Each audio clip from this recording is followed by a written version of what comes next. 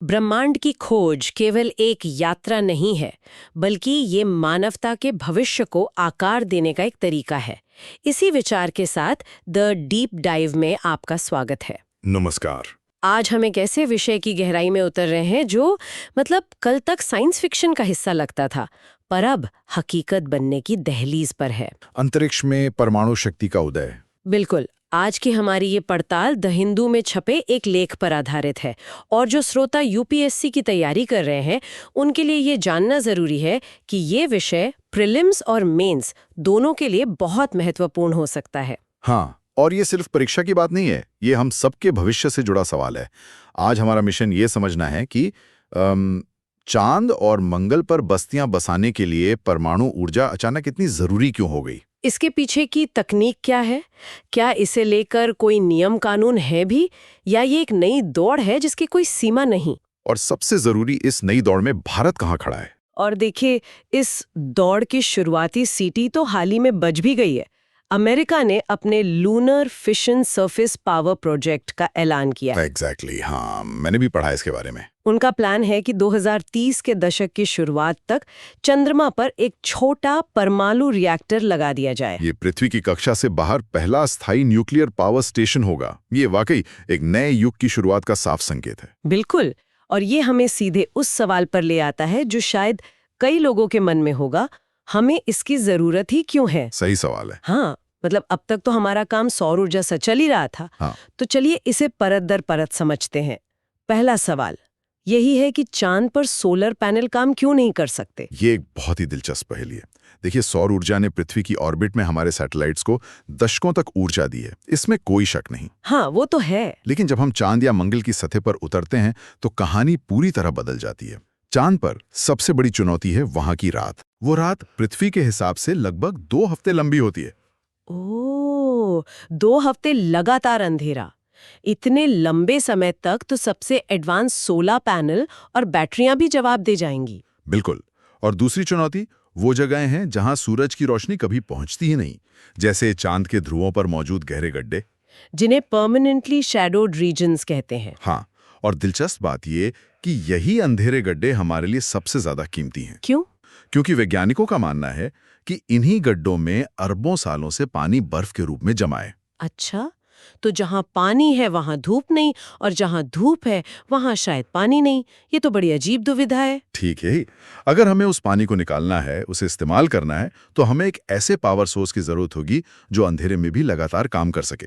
और यहीं पर परमाणु ऊर्जा की भूमिका आती है। बिल्कुल। ये एक ऐसा ऊर्जा स्रोत है, इस बात से कोई फर्क नहीं पड़ता कि दिन है या रात या धूल भरी आंधी चल रही है। ये कॉम्पैक्ट है, शक्तिशाली है और सबसे बढ़कर भरोसेमंद है। तो ये तो साफ हो गया कि जरूरत क्यों है। अब तकनीक पर आते हैं। अंतरिक्ष में परमाणु ऊर्जा का इस्तेमाल कोई बिल्कुल नई बात तो नहीं है। हमारे पास पहले से एक तकनीक है, आरटीजीज, है ना? हाँ, radio isotope thermo electric generator, यानी आरटीजीज। हम दशकों से इनका इस्तेमाल कर रहे हैं। वॉयेजर की कहानी तो अविश्वसनीय है। 40-45 साल से ज्यादा हो गए और वो आज भी हमें सिग्नल भेज रहा है, सिर्फ एक आरटीजी की बदौलत। हाँ, उसमें प्लूटोनियम 238 जैसा एक रेडियो एक्टिव पदार्थ होता है जो धीरे धीरे सड़ता है, मतलब डिके होता है, और गर्मी छोड़ता है, और वो जनरेटर उसी गर्मी को सीधे बिजली में बदल देता है। कमाल की तकनीक है। लेकिन आज की जरूरतों के हिसाब से इसकी एक बहुत बड़ी सीमा है। वो क्या? आरटीजीज केवल कुछ 100 वॉट बिजली ही पैदा कर सकते हैं। ये एक स्पेस प्रोब के कुछ उपकरणों को चलाने के लिए तो काफी है, पर और इंसानी बस्तियों या लैब के लिए ये कुछ भी नहीं है। ऊंट के मुंह में जीरा। बिल्कुल। तो फिर अगली पीढ़ी की तकनीक क्या है? हम एक छोटे जनरेटर से एक पूरे पावर प्लांट की तरफ बढ़ रहे हैं क्या? आप इसे बिल्कुल सही समझ रही हैं। अगली बड़ी छलांग है compact fission reactors. Compact fission reactors? इन्हें आप छोटे मोबाइल न्यूक्लियर पावर प्लांट समझ सकते हैं। इनका आकार लगभग एक शिपिंग कंटेनर जितना होता है, लेकिन ये दसियों से सैकड़ों किलोवाट बिजली पैदा करने में सक्षम है। सैकड़ों किलोवाट? मतलब ये मानव बस्तियों की जीवन रक्षक प्रणालियों, लैब और यहाँ तक कि छोटी मोटी मैन्युफैक्चरिंग यूनिट्स को भी ऊर्जा दे सकते हैं। हाँ, और भविष्य की जरूरतें तो इससे भी कहीं ज्यादा हैं। एक कॉन्सेप्ट है इन सिटू रिसोर्स यूटिलाइजेशन, यानी आईएसआरयू। आईएसआरयू मतलब वहीं उगाओ वहीं खाओ वाला फंडा। बस यहाँ खेती की जगह रॉकेट फ्यूल बनाने की बात हो रही है। ठीक, यही। अगर हम मंगल की सतह पर मौजूद बर्फीले पानी से हाइड्रोजन और ऑक्सीजन निकालकर रॉकेट फ्यूल बनाना चाहते हैं, तो हमें 1 मेगावाट से भी ज्यादा की लगातार बिजली चाहिए होगी। और इतनी ऊर्जा सोलर पैनल से तो मुमकिन ही नहीं है। किसी भी हालत में नहीं। यहीं पर ये कॉम्पैक्ट परमाणु रिएक्टर गेम चेंजर बन जाते हैं। 1 मिनट, ये तो सिर्फ बस्तियों को बिजली देने की बात हुई। लेख में तो इससे भी एक कदम आगे की बात थी, परमाणु ऊर्जा से चलने वाला रॉकेट। ये तो किसी साइंस फिक्शन फिल्म जैसा लगता है। और ये अब हकीकत बन रहा है। इसे न्यूक्लियर प्रोपल्शन कहते हैं। इसमें 2 मुख्य तकनीकें हैं। पहली है न्यूक्लियर थर्मल प्रोपल्शन या एनटीपी। ये कैसे काम करती है? इसे ऐसे समझिए जैसे एक सुपर पावरफुल केतली जो पानी की जगह हाइड्रोजन को सेकंडों में उबालकर भाप बनाती है और उस भाप के जोर से रॉकेट को जबरदस्त धक्का देती है। बस यहाँ गर्मी कोयले से नहीं, एक छोटे परमाणु रिएक्टर से आती है। और अमेरिका का DRACO कार्यक्रम इसी पर काम कर रहा है। शायद 2026 तक इसका परीक्षण करने की योजना है। बिल्कुल। अगर ये सफल होता है तो मंगल ग्रह की यात्रा कई महीने छोटी हो सकती है। और यात्रा का समय कम होने का सबसे बड़ा फायदा तो अंतरिक्ष यात्रियों की सुरक्षा है। सही बात है। अंतरिक्ष में खतरनाक गैलेक्टिक कॉस्मिक रेडिएशन होता है। यात्रा का समय जितना कम होगा, एस्ट्रोनॉट्स को उस रेडिएशन का सामना उतना ही कम करना पड़ेगा। और दूसरी तकनीक NEP। हाँ, न्यूक्लियर इलेक्ट्रिक प्रोपल्शन। अगर एनटीपी एक स्प्रिंटर है तो एनईपी एक मैराथन रनर है। अच्छा। इसमें रिएक्टर से बनी बिजली का इस्तेमाल करके रॉकेट के ईंधन को आयोनित किया जाता है। इसे बहुत शक्तिशाली धक्का तो नहीं मिलता, लेकिन ये बहुत कुशल होता है और सालों तक लगातार हल्का धक्का दे सकता है। तो ये गहरे अंतरिक्ष में भेजे जाने वाले रोबोटिक मिशनों और भारी मालवाहक यानों के लिए आदर्श है। बिल्कुल। ये तकनीक तो कमाल की है, लेकिन मेरे मन में एक सवाल आ रहा है। हम अंतरिक्ष में परमाणु रिएक्टर भेजने की बात कर रहे हैं, क्या इसके लिए कोई नियम कानून भी है, या ये एक तरह का वाइल्ड वेस्ट है जहां जो चाहे वो कर सकता है?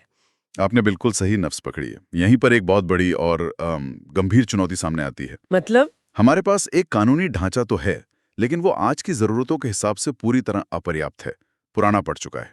हम मुख्य रूप से 1992 के संयुक्त राष्ट्र के सिद्धांतों पर निर्भर करते हैं।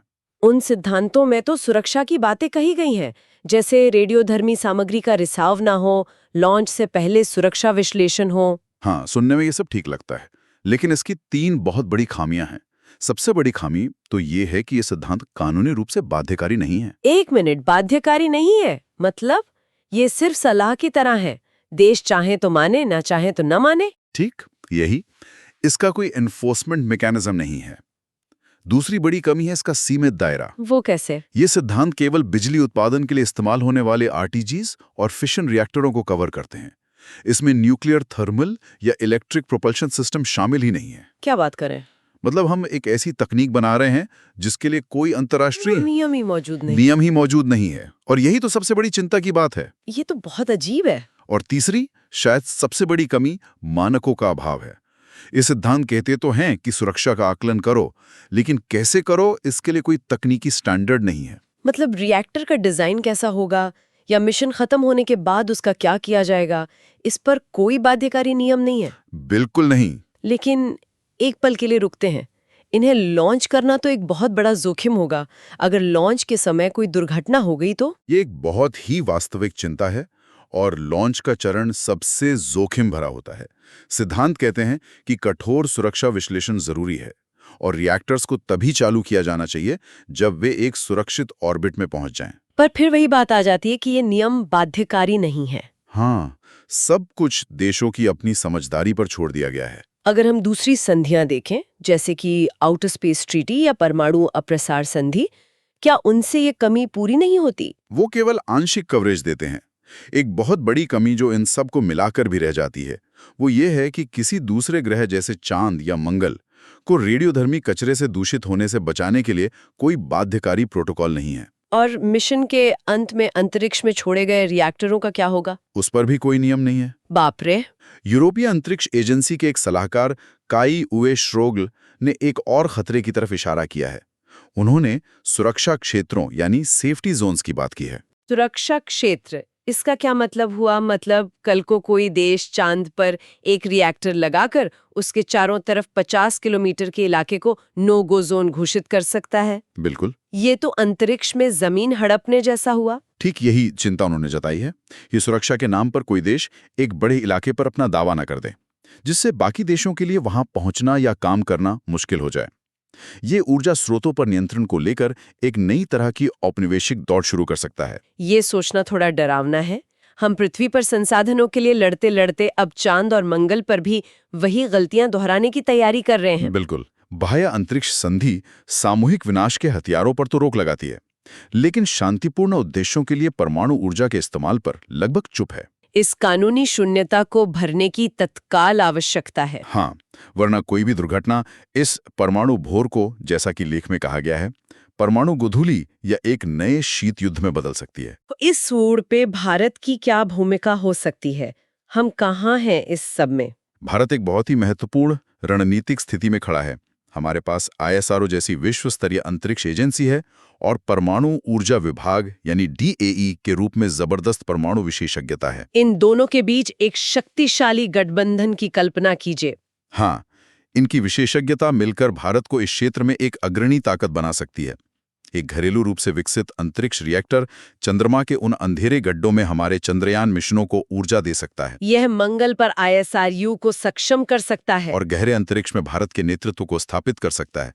लेकिन ये सिर्फ तकनीक बनाने की बात नहीं है। नहीं, यह नियम बनाने और एक जिम्मेदार नेतृत्व दिखाने का भी अवसर है। आपने बिल्कुल सही कहा। भारत अंतरिक्ष ऊर्जा के लिए वही कर सकता है जो उसने कभी गुटनिरपेक्ष कूटनीति के लिए किया था। वह अपनी महत्वाकांक्षा को संयम के साथ संतुलित करके एक बहुध्रुवी युग के लिए मानदंड तैयार करने में मदद कर सकता है, एक जिम्मेदार परमाणु शक्ति के रूप में। हाँ, और इस वाइल्ड वेस्ट को नियमों के दायरे में लाने के लिए दुनिया को एक साथ ला सकता है। तो आज की पड़ताल का सार यही है कि अंतरिक्ष में परमाणु ऊर्जा की अपार संभावनाएं हैं। तकनीक तेजी से हकीकत बन रही है, लेकिन इसके साथ ही एक खतरनाक कानूनी शून्यता भी है। और भारत के लिए यह न केवल एक तकनीकी बल्कि एक बहुत बड़ा रणनीतिक और कूटनीतिक अवसर भी है। बिल्कुल। अब जरूरत ठोस कदमों की है। सबसे पहले 1992 के संयुक्त राष्ट्र सिद्धांतों को तत्काल अपडेट करने की जरूरत है। उसमें प्रोपल्शन रिएक्टरों को शामिल करना होगा, सुरक्षा के लिए स्पष्ट और बाध्यकारी मानक स्थापित करने होंगे, और मिशन के अंत में रिएक्टर्स के निपटान के लिए नियम परिभाषित करने होंगे। और ये सब होगा कहाँ? इसके लिए सही मंच कौन सा है? इसके लिए COPUOS यानी शांतिपूर्ण उद्देश्यों के लिए बाहरी अंतरिक्ष के उपयोग पर संयुक्त राष्ट्र समिति को बाध्यकारी पर्यावरण प्रोटोकॉल अपनाना चाहिए। और इन नियमों का पालन हो रहा है या नहीं, ये देखने के लिए उसके लिए अंतर्राष्ट्रीय परमाणु ऊर्जा एजेंसी यानी IAEA की तर्ज पर एक बहुपक्षीय निगरानी तंत्र बनाया जा सकता है। ये एक बहुत ही व्यापक और जरूरी सुधार का खाका लगता है। और अंत में हम अपने श्रोताओं को एक विचार के साथ छोड़ना चाहेंगे जो सीधे स्रोत से आता है। अकेले प्रौद्योगिकी हमारे भविष्य को सुरक्षित नहीं कर सकती। एक सुसंगत कानूनी और नैतिक ढांचे के बिना अंतरिक्ष में परमाणु प्रौद्योगिकियों का विस्तार करने के प्रयास संघर्ष को जन्म दे सकते हैं। ये अंतिम पंक्ति इस पूरी बहस का निचोड़ है। हमारी सबसे बड़ी चुनौती तकनीकी नहीं, बल्कि शासन, सहयोग और दूरदर्शिता की है। अगर ये चर्चा आपको उपयोगी लगी तो लाइक और सब्सक्राइब करें। आपके कोई प्रश्न हो तो कमेंट्स में जरूर पूछें। अगली पड़ताल तक जिज्ञासु बने रहें।